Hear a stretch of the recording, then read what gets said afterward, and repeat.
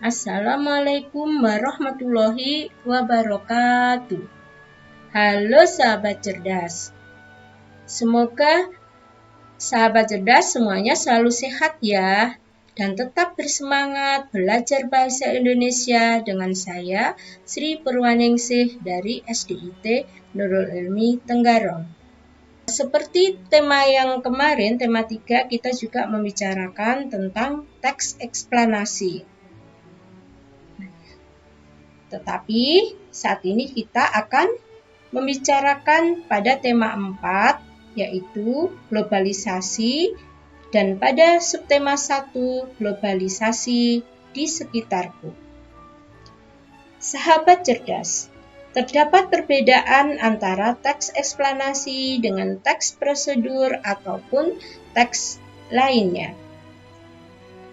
Kita bisa mencermati bagaimana struktur teks eksplanasi itu, ciri kebahasaannya, dan ciri khas teks eksplanasi tersebut. Agar lebih paham, marilah kita sahabat cerdas semuanya untuk mencermati video berikut. Tujuan pembelajaran. Setelah peserta didik memperhatikan video dalam pembelajaran daring, peserta didik diharapkan dapat 1. Menentukan definisi teks eksplanasi. 2. Mengidentifikasi struktur teks eksplanasi. 3. Mengidentifikasi ciri-ciri teks eksplanasi. 4. Menemukan unsur kebahasaan teks eksplanasi. 5.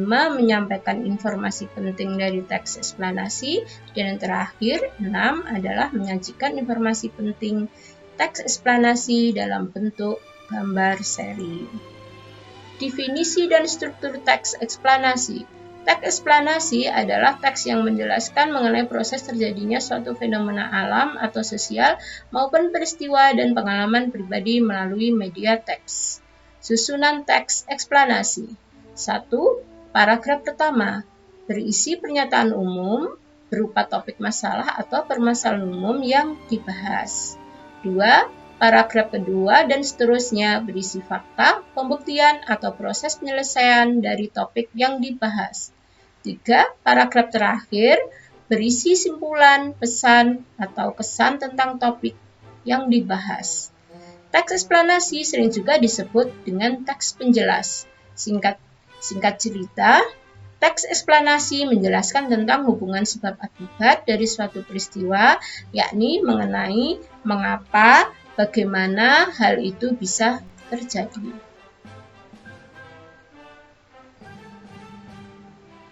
Adapun ciri-ciri teks eksplanasi adalah sebagai berikut. 1.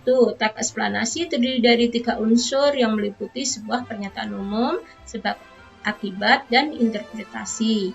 2. Informasi yang ada di dalam teks eksplanasi berisi berdasarkan fakta. 3. Informasi yang ada di dalam teks eksplanasi memiliki sifat objektif.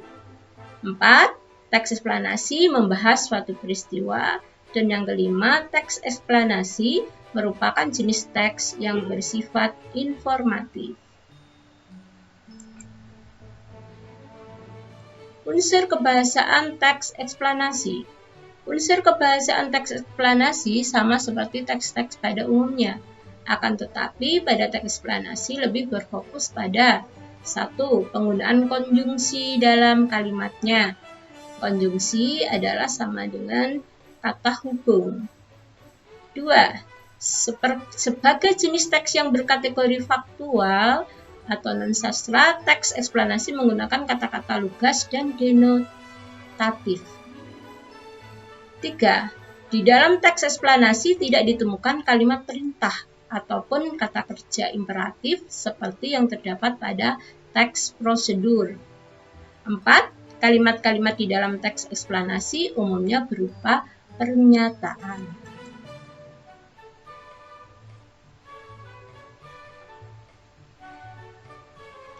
Menyampaikan informasi penting dari teks eksplanasi.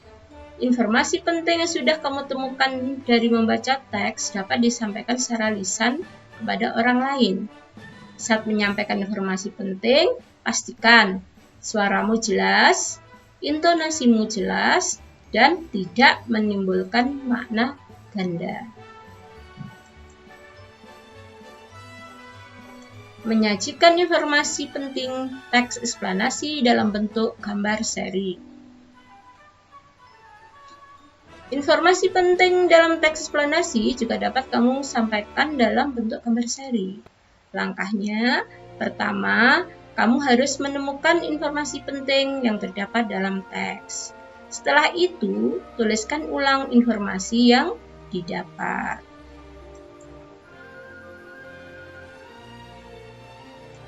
Menyajikan informasi penting teks eksplanasi dalam bentuk gambar seri dengan cara mencari informasi penting dari teks yang dibaca.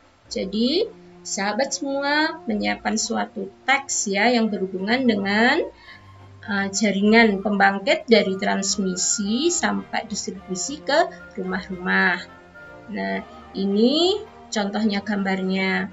Dan untuk selanjutnya, gambar berikutnya adalah dibagi 3.